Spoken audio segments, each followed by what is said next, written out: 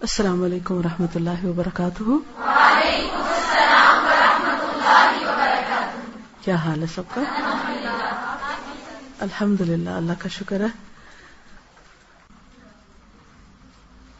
نحمده ونصلی علی رسولہ الکریم، اما بعد فاعوذ باللہ من الشیطان الرجیم. بسم اللہ الرحمن الرحیم.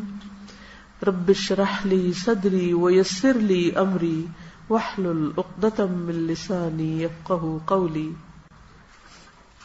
اچھا، یہ بتائیے کہ آج کون سی تاریخ ہے؟ جاننا ضروری ہے؟ کیوں؟ نیا سال کا آغاز ہے. یہ تو سب کو پتہ ہی ہے کہ اب ہم نئے سال میں داخل ہونے والے ہیں انشاءاللہ. نیا سال محرم سے شروع ہوتا ہے، اور محرم کا لفظی معنی کیا ہے؟ حرمت والا، حرام کیا گیا. کیا حرام ہے اس میں؟ گویا نیا سال ہمیں کس چیز کی یاد دلاتا ہے؟ امن کی، پیس کی، کہ اس میں مسلمانوں کا جان، مال، آبرو ایک دوسرے پر حرام ہے. لیکن کتنی حیرت کی بات ہے کہ اسی مہینے میں ہم سب سے زیادہ ایک دوسرے کی جان، مال، عزت، آبرو حلال کر لیتے ہیں. خصوصاً آپ دیکھیں کہ پاکستان میں کیا ہوتا ہے محرم آنے پر، ہر ایک خوف زدہ ہوتا ہے. کیوں؟ کیا سوچ کے خوف زدہ ہوتے ہیں؟ قتل و غارت ہوتی عام دنوں سے زیادہ، اور ایک دوسرے پر سب و شتم ہوتا ہے. سب و شتم کیا ہوتا ہے؟ گالی گلوچ ہوتا ہے. حتیٰ کہ بعض اوقات اس میں صحابہ کرام کو بھی نہیں چھوڑا جاتا. عام مسلمانوں کی عزت و آبرو تو اپنی جگہ، لیکن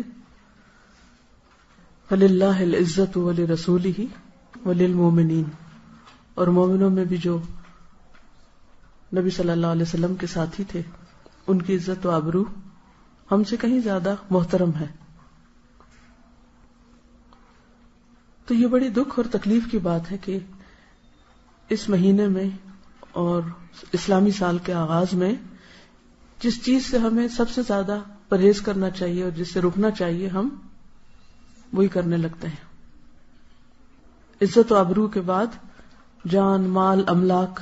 کچھ عرصہ پہلے کراچی میں جس طرح محرم کے مہینے میں دکانیں جلائی گئی، مارکیٹ چلائی گئی، وہ سب بھی آپ کے سامنے ہے. اس کی کیا وجہ ہے؟ لوگوں کے پاس علم نہیں. بعض اوقات علم ہوتا ہے، لیکن پھر کیا چیز ہوتی ہے کہ عمل نہیں ہوتا؟ اس کی کیا وجہ ہوتی ہے؟ یقین نہیں ہوتا. اور دیکھیں، علم اور عمل کے بیچ میں ایک اور چیز ہوتی ہے، اور وہ ہے تقوی، اللہ کا ڈر. جس علم کے ساتھ اللہ کا ڈر نہیں آتا، تقوی نہیں آتا، وہ علم عمل میں نہیں بدلتا. اسی لیے آپ دیکھیں کہ قرآن مجید کے شروع میں شرط لگا دی گئی. کیا؟ ذالک الکتاب لا ریب فیہ ھدی للمتقین.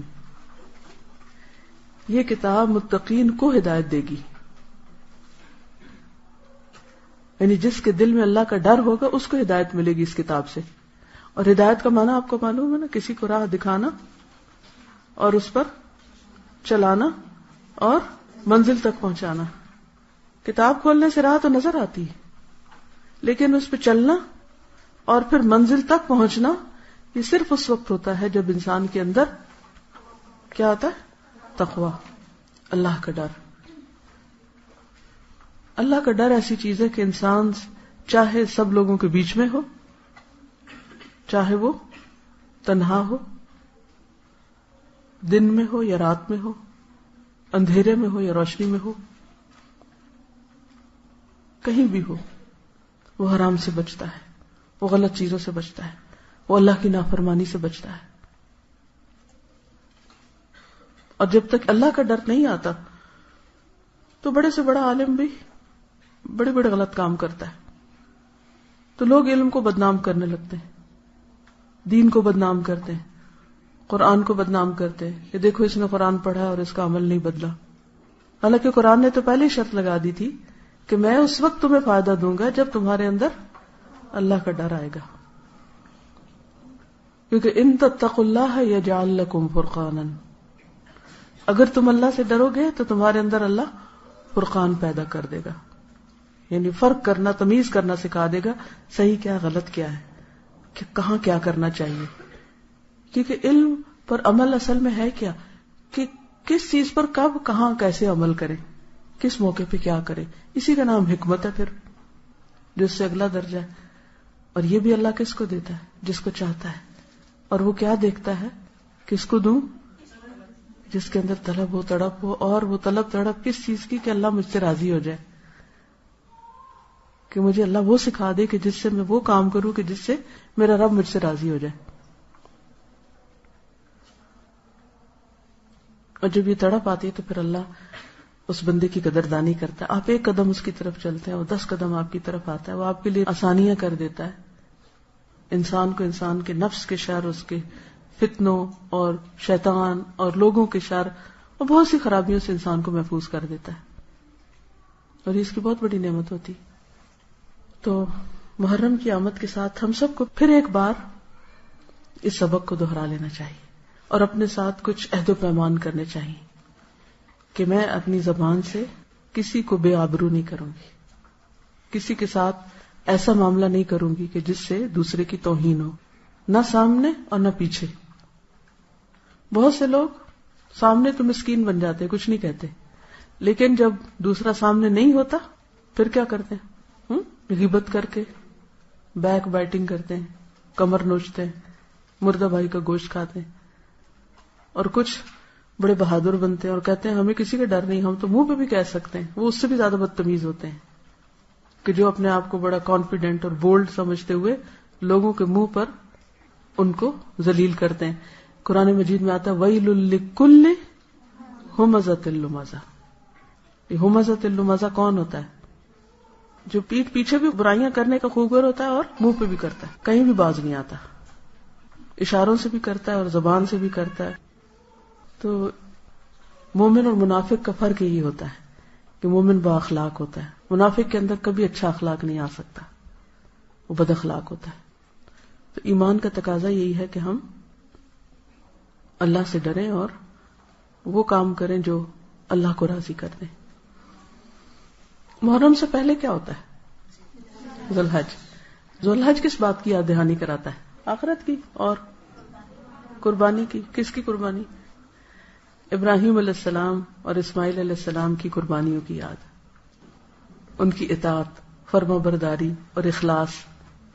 اسی کی وجہ سے اللہ نے ان کو وہ گھر بنانے کی توفیق دی اور پھر لوگوں کو اس کی طرف مائل کیا اور لوگوں کے لیے خیر و بھلائی کا ذریعہ بنا دیا اس کو. قربانیوں کا یہ سلسلہ چلتا رہا. پھر یہ قربانیاں اور کس نے دی؟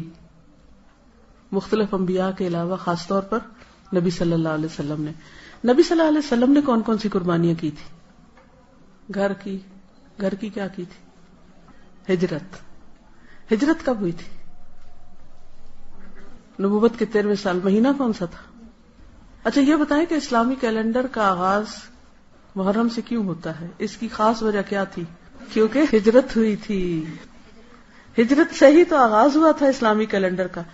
لیکن آپ نے دیکھا کہ شیطان نے ہمارا دھیان کس طرف کروا دیا. محرم کا لفظ آتے ہی ہمارا سارا خیال، سوچ اور پورے کا پورا ایک ماحول کس رنگ میں بدل جاتا ہے. کسی کو ہجرت یاد آتی ہے؟ نہیں آتی نا. محرم کے ساتھ ہجرت کا کوئی کانسیپٹ ہی نہیں رہا. محرم کے ساتھ عزت آبرو کی حفاظت اور عزت آبرو کے خیال رکھنے کی بات ہی نہیں، سوچ ہی نہیں. کیسے شیطان نے بھلوایا ہم کو سب کچھ.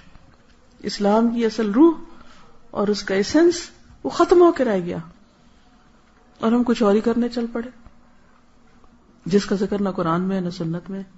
اور ہم سب اس پہ راضی اور ہم دیکھتے ہیں اپنی آنکھوں سے اور سنتے ہیں اور کوئی بھی نہیں سوچتا کہ ہم سب کیا کر رہے ہیں. بحیثیت قوم کیا کر رہے ہیں، بحیثیت فرد کیا کر رہے ہیں، بحیثیت خاندان کے کیا کر رہے ہیں. تو سوچنا چاہیے نا. اللہ نے ہم کو عقل دی ہے نا، مسلمان بنایا، عقل دی، شعور دیا. انسان اور جانور میں سب سے بڑا فرق یہ ہے کہ انسان عقل استعمال کرتا ہے، باشعور ہوتا ہے. لہذا محرم جہاں حرمت کا سبق دیتا ہے وہاں ہجرت کا سبق دیتا ہے، ہجرت کی یاد دلاتا ہے. نبی صلی اللہ علیہ وسلم نے ہجرت کیوں کی تھی؟ دین کی خاطر، اپنا گھر، جان، مال، ہر چیز کی قربانی کی تھی. ہجرت قربانی ہے نا. ذوالحج میں بھی قربانی اور محرم بھی قربانی. لیکن ہم سب بڑے مقاصد اور بڑے مقام پانے کے لیے کتنی قربانیاں کرتے ہیں؟ کس کس چیز کی؟ ہم حضرت ابراہیم کی قربانیاں پڑھتے ہیں، ہم حضرت اسماعیل کی قربانی پڑھتے ہیں، ہم حضور صلی اللہ علیہ وسلم کی قربانیاں پڑھتے ہیں. ذرا ایک لسٹ اپنی قربانی کو بھی بنائیے. آپ نے کیا کیا قربان کیا؟ کس کس چیز کو قربان کیا؟ ہجرت صرف کسی جگہ کے چھوڑ دینے کا نام نہیں. ہو سکتا ہے آپ میں سے جو ہاسٹلائٹس ہوں وہ کیا کہیں، ہم نے بھی تو قربانی کی ہوئی ہے کہ گھر کا آرام چھوڑ کے ہاسٹل کے آرام میں رہتے ہیں.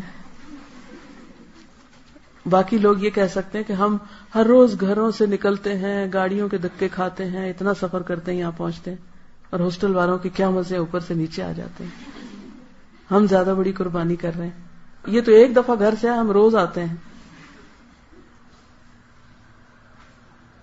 تو ہجرت صرف ایک جگہ سے دوسری جگہ جانے کا نام نہیں، اور صرف تھوڑا سا وقت یا مال یا جان قربان کرنے کا نام نہیں، بلکہ ہجرت ہر اس چیز کو چھوڑنے کا نام ہے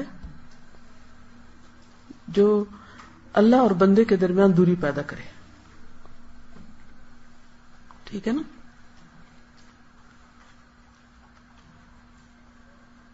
اب آپ خود دیکھیے وہ کون سی چیزیں ہیں جو آپ اور آپ کے رب کے بیچ میں، رب کی یاد میں، اس کے ذکر میں رکاوٹ پیدا کرتی ہیں. خود سوچیے. اب آپ عقل استعمال کیجیے اور بتائیے مجھے. صبح سے آغاز کیجیے. جی، نیند. ہم سے کب پیار ہے، نیند تمہیں پیاری ہے، کس قدر گراں تم پہ صبح کی بیداری ہے. تو نیند کو قربان کرنا، نیند کو چھوڑنا، تاکہ ہم وقت کے اندر نماز پڑھ سکیں، اور اس کی ذمہ داری خود لینا. یہ نہیں کہ ہم دوسروں پہ ڈال دیں، آپ ہمیں جگا دیں. گھروں میں مائیں بیچاری ہلکان ہوتی رہتی ہیں، ایک دفعہ، دو دفعہ، تین دفعہ دروازے ناک ہو رہے ہیں، ہلا رہے ہیں، جگا رہے ہیں. ہاسٹل میں آپ دیکھیں کہ کیا حالات ہیں. کیا واقعی ابھی تک ہم بچے ہیں کہ کوئی ہم کو جگائے؟ ہمیں اپنی ذمہ داری اب خود نہیں لینی چاہیے؟ لینی چاہیے نا، خود جاگنا چاہیے نا. یا ہمارے پاس کوئی جواز ہے نہ جاگنے کا؟ نہیں ہے نا، کوئی بھی نہیں ہے. کوئی یہ نہیں کہہ سکتا میرے پاس الارم کلاک نہیں. پہلے تو لوگوں کے پاس کوئی ایسی گھڑیاں نہیں ہوتی تھی، وہ کیسے جاگتے تھے؟ ایمان کے بل پہ جاگتے تھے نا. اگر آپ کے اندر اللہ کا ڈر ہے اور اللہ کا ذکر کر کے آپ سوتے ہیں، بلیو می، آپ کتنے بھی تھکے ہوئے، اگر آپ اللہ تعالیٰ سے رات دعا کر کے سوئیں کہ اللہ تعالیٰ مجھے اتنے بجے جگا دیں، لازماً آپ جاگ جائیں گے. آپ کی نیت اور ارادہ ہونا چاہیے. اگر ابھی تک بھی آپ کی صبح کی نماز لیٹ ہوتی ہے یا قضا ہوتی ہے، تو اس کا مطلب یہ ہے کہ آپ قربانی کرنا نہیں جانتے. اصل ہجرت نہیں کی ابھی تک آپ نے. تو ہمیں یہ دیکھنا ہے کہ کہاں کہاں ہمیں دین پر عمل کرنے میں مشکل پیش آ رہی ہے. اچھا، جب ہم مشکل کی بات کرتے ہیں نا، ہم ساری باہر کی مشکلات کا ذکر کرتے ہیں. ماحول ایسا ہے، معاشرہ بڑا خراب ہے، فلاں بڑا خراب ہے، ایسا ہو رہا ہے، ویسا ہو رہا ہے، دنیا بھر کی باتیں. اور جو مشکلات ہمارے اپنے اندر ہیں ان کو ہم بھول جاتے ہیں. کچھ ہمارے اپنے اندر رکاوٹیں ہیں، کچھ کمپلیکسز ہیں دین پر عمل کرنے سے جو ہم کو روکتے ہیں. مثلا کسی شادی کے موقع پر باحیا لباس پہننے سے کیا چیز روکتی ہے ہمیں؟ اندر کا کمپلیکس نا. کیا کہ لوگ کیا کہیں گے، ہم کو یہ اچھا نہیں سمجھے گا، ہم اس کی نظر میں نہیں جچیں گے، یہ ہمیں بیکورڈ سمجھیں گے، وہ برا بھلا کہے گا. تو یہ لوگ تو باتیں کرتے رہتے ہیں، لوگوں کی باتیں تو باتیں ہی ہوتی ہیں. اصل بات یہ ہے کہ ہم کہاں کھڑے ہیں، ہم نے کیا فیصلہ کیا، ہم نے کیا ڈیسائیڈ کیا. آخر کیا وجہ ہوتی ہے کہ کچھ لوگ ایک چیز سنتے ہیں اور اس کے حسن حصے پر عمل کرتے ہیں اور اس میں وہ استقامت اختیار کرتے ہیں، پکے رہتے ہیں. دنیا ادھر کی ادھر ہو جائے وہ کہتے ہیں میں نے تو اپنے رب کو ہی راضی کرنا ہے.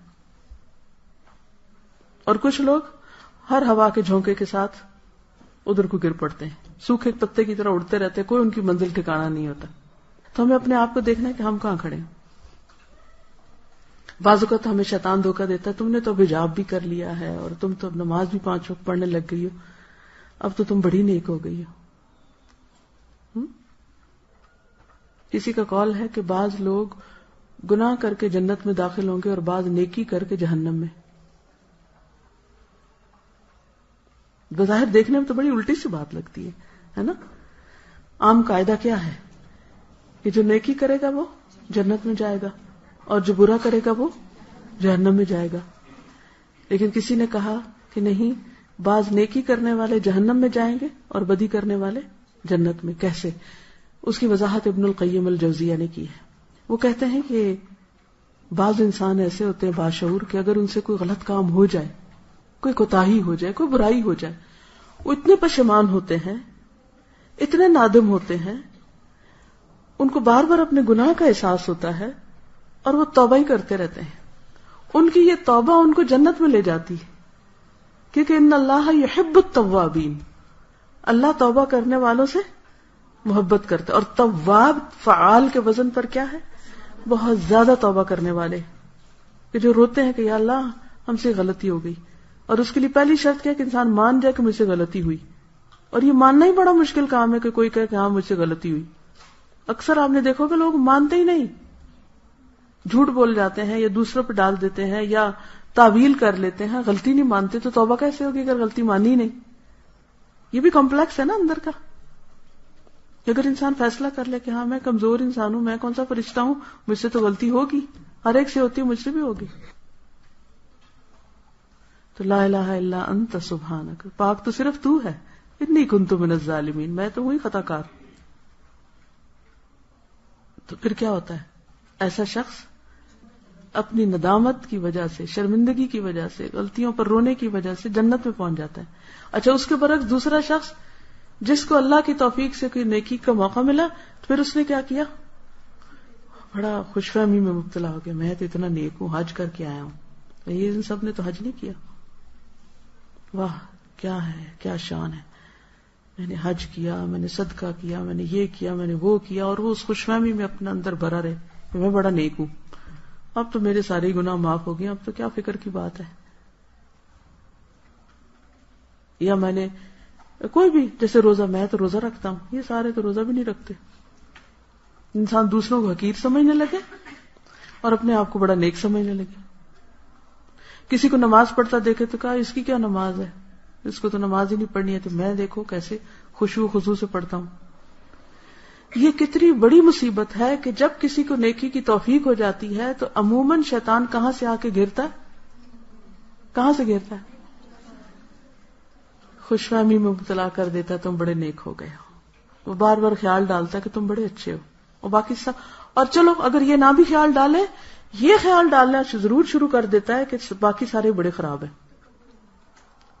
لوگوں کو انسان حقیر سمجھنے لگتا ہے اور یہاں سے تکبر آ جاتا ہے. اور جس کے دل میں رائی کے دانے برابر تکبر ہو، جنت میں نہیں جائے گا. کتنی خطرناک بات ہے. پھر کیا کرنا چاہیے؟ ہمیشہ اپنی غلطیوں پہ نظر رہے اور دوسروں کی اچھائیوں پہ نظر رہے کہ اس کے اندر یہ کتنی اچھی خوبی ہے.